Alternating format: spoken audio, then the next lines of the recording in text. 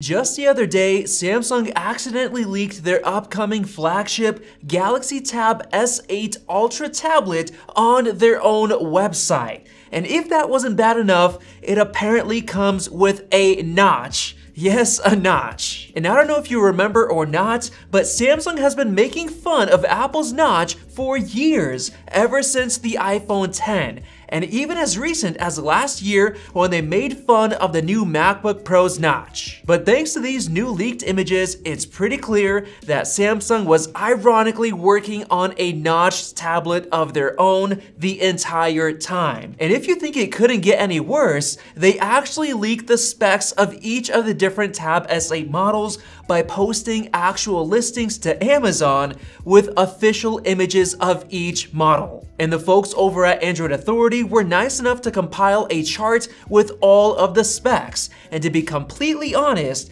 if these are the actual specs that these tablets will come with, then I think there's a pretty good chance that the Tab S8 Ultra is gonna fail. At least compared to Apple's M1 iPad Pro, which is soon going to be a full year old, not to mention their upcoming M2 iPad Pro coming later this year. So in this video, I'm going to be comparing the leaked specs and features of the Tab S8 Ultra to what we already have with the M1 iPad Pro to show how Samsung's new tablet is more behind than ever before. Now, the first thing I want to mention is that there is going to be 3 different sizes, including an 11-inch LCD model, a 12.7-inch AMOLED model, and finally, the new 14.6-inch Ultra, which is the one that's coming with the notch. And the reason for that is because it apparently comes with a secondary 12-megapixel selfie camera, which probably uses an ultra-wide lens. And looking at the official product images that Samsung leaked on Amazon,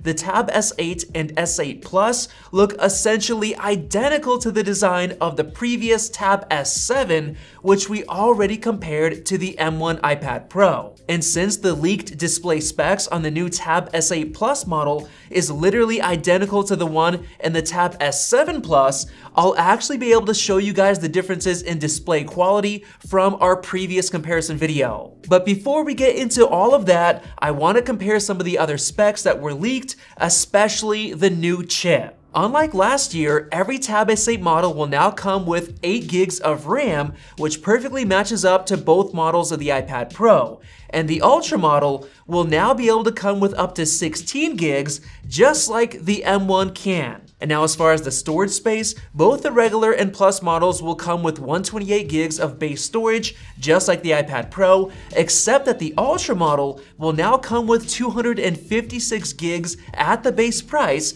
which is actually pretty nice. However, the leaked Amazon listing showed a price of around 1308 euros for the 5G model, which converts to around $1479 US, which is actually more expensive than a similarly spec'd 12.9-inch iPad Pro with 256 gigs of storage and 5G cellular support.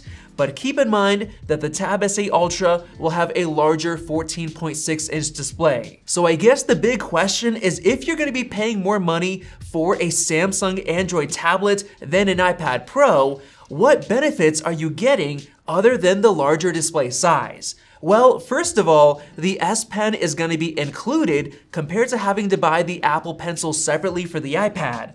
But unfortunately, it's been confirmed that Samsung has not upgraded the S Pen at all since the last generation.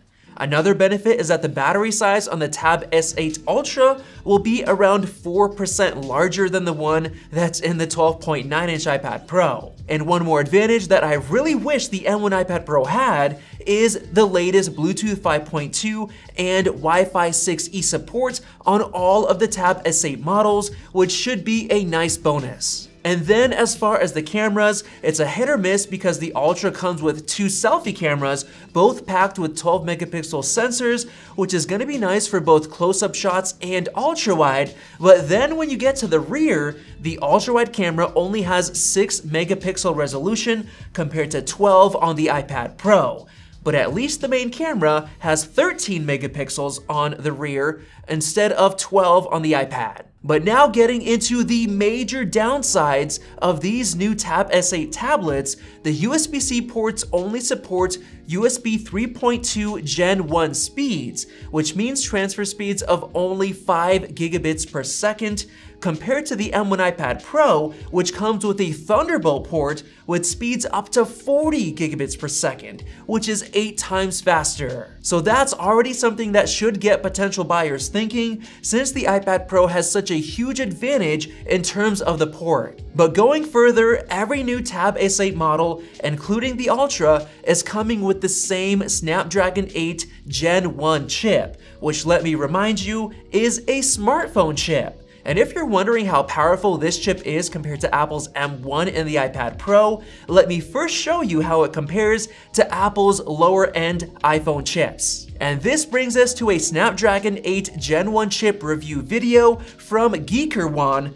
who, according to the title, don't think too fondly of this new chip. Compared to the previous Snapdragon 888, the new chip is only 1.5% faster in terms of Geekbench 5 multi-core performance, and only around 5.7% faster for single core. And the crazy thing about it is that it's slower than the 3-year-old A13 chip from the iPhone 11. Yes, let me repeat that, the brand new Snapdragon 8 Gen 1 going into the new flagship Galaxy Tab S8 Ultra has less single-core performance than the iPhone 11's A13 chip. But to make things even worse, this new Snapdragon chip consumes considerably more power than Apple's A14 and A15 chips, while being a lot slower, as you can see on the right side where it shows the score per watt. And in case you're wondering how it compares to the M1 chip within the 8-month-old iPad Pro, the M1 is about 42.5% faster in terms of single core and literally almost twice as fast in terms of multi-core. But thankfully, things over on the graphics side are a little bit better, since the Snapdragon's GPU actually compared to the lower end version of the new A15 when using the Vulkan API, which is pretty impressive.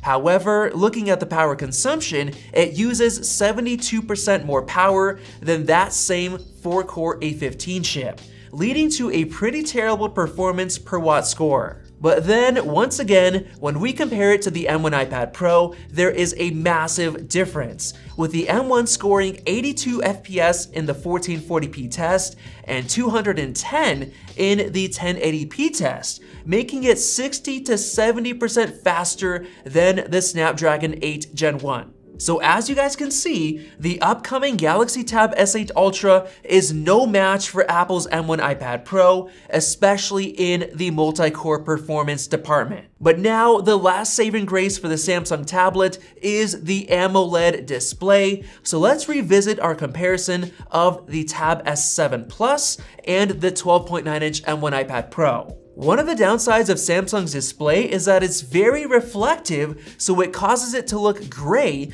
instead of being a very deep and dark black like on the iPad Pro. And when you're holding it up to your when you're holding it up to your face, the Samsung display almost looks like a mirror compared to barely anything being visible on the iPad. And then in terms of HDR brightness, the mini LED display on the iPad Pro looks incredibly bright compared to the gray-looking Samsung. However, the mini LED tech did suffer from blooming in this fireworks scene compared to AMOLED that looks much better with no blooming at all, so there's a point for the Samsung tablet. But with all that said, the specs of the new Tab S8 just can't compare with the M1 iPad Pro, especially in terms of performance and USB-C port speeds. And that's even before we get into the differences in resale value, reliability, and the App Store. And this was honestly the year where Samsung needed to show a huge improvement